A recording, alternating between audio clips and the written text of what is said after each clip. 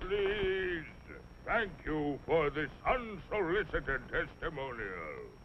And now, by special permission of the Commander-in-Chief, me, here is Mars' first space explorer, Colonel Cosmic.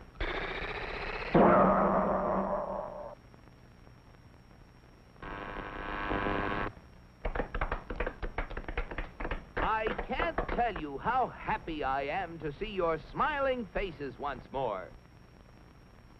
First, let me say that this trip was made possible only by our dauntless chief, Og the Magnificent, introducer of Og Power, which runs most of our industry, and inventor of Og Speed, which doubles the original Og Power.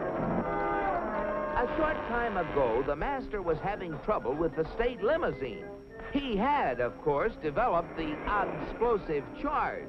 But it was inclined to get a little out of hand, just slightly. And, of course, there was always the problem of friction. Parts rubbing together, heating up, and causing all sorts of trouble.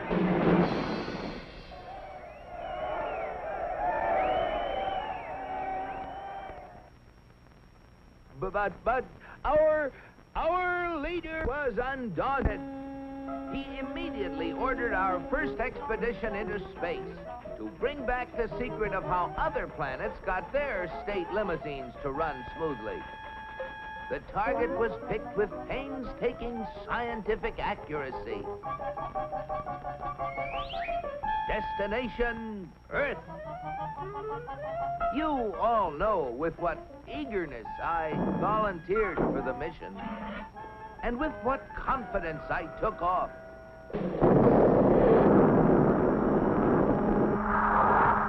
I took careful bearings and set out for my goal. It seemed no time till I was approaching a country of Earth called, the United States of America. I set her down like a feather.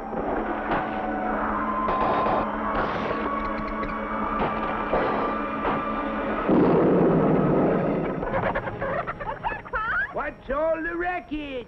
Naturally, I protected government property by making the saucer invisible. They're after the chickens, Ma!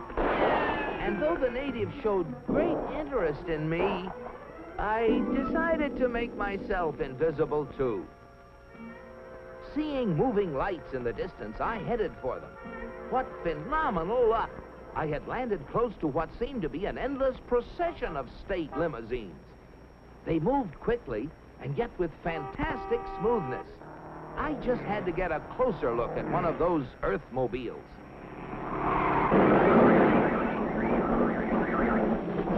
Just as I thought. Not only smooth and efficient, but powerful as well. I watched them for hours. Great Ganymede, they were superb. I just couldn't help comparing them with ours, if you call that a comparison. Surely these vehicles must be the property of the highest officials. I was wrong.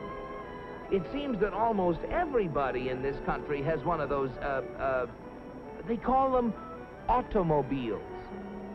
They use them for transportation, for business, for pleasure.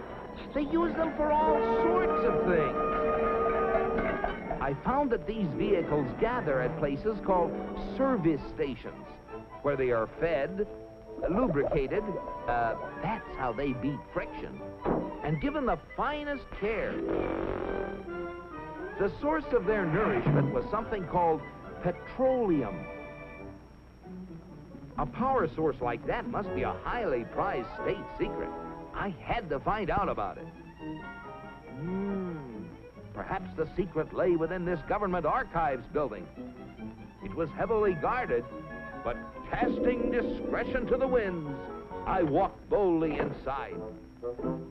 Their code was remarkably easy to break. They merely substituted the word oil for petroleum. And I soon got hold of a veritable mine of classified information. I began to assimilate the material. I soon found out that though petroleum products are easily found anywhere, petroleum itself is a very elusive substance. Experts have to search for it constantly in all the most likely and unlikely places with all kinds of scientific devices.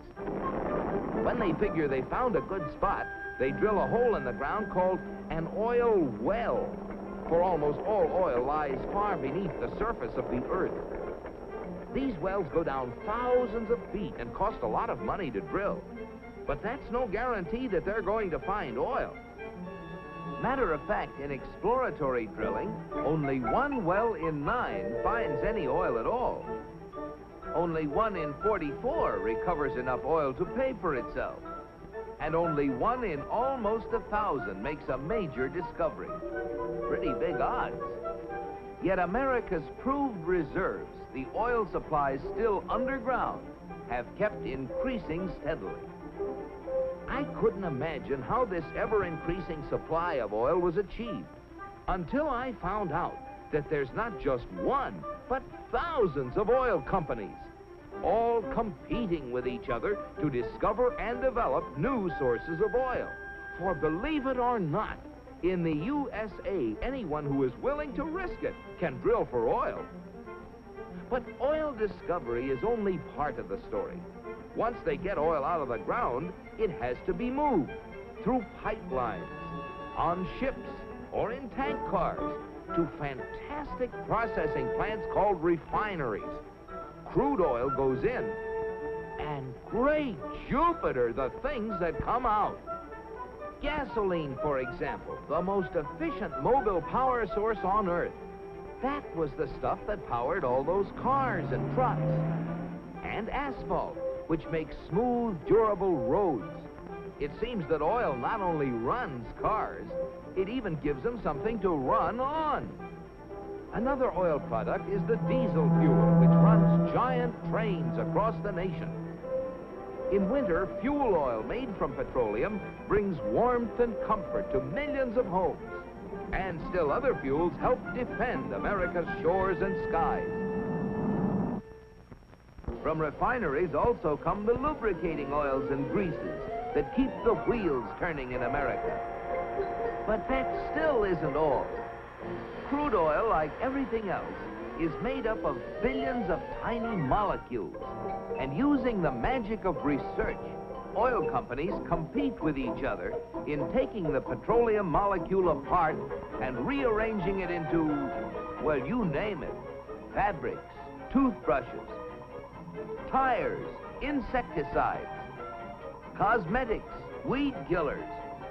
A whole galaxy of things to make a better life on Earth.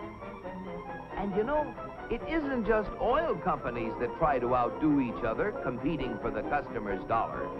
The same story is true of almost every successful business enterprise in America. The result?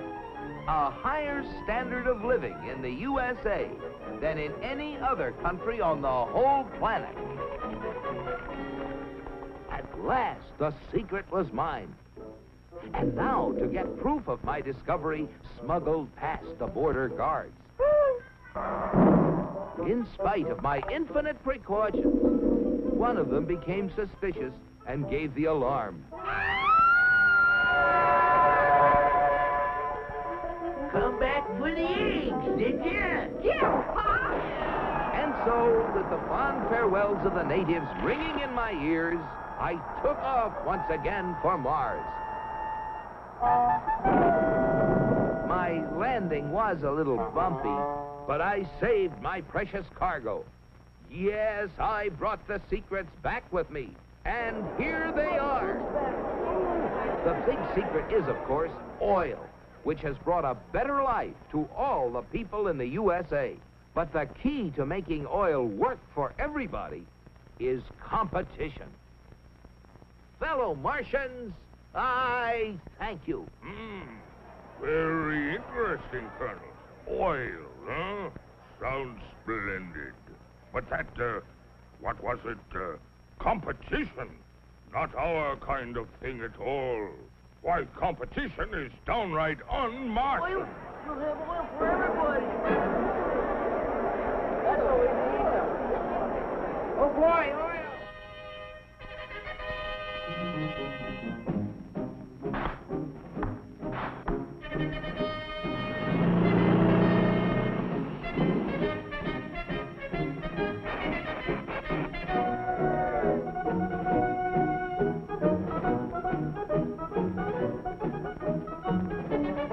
Look at them.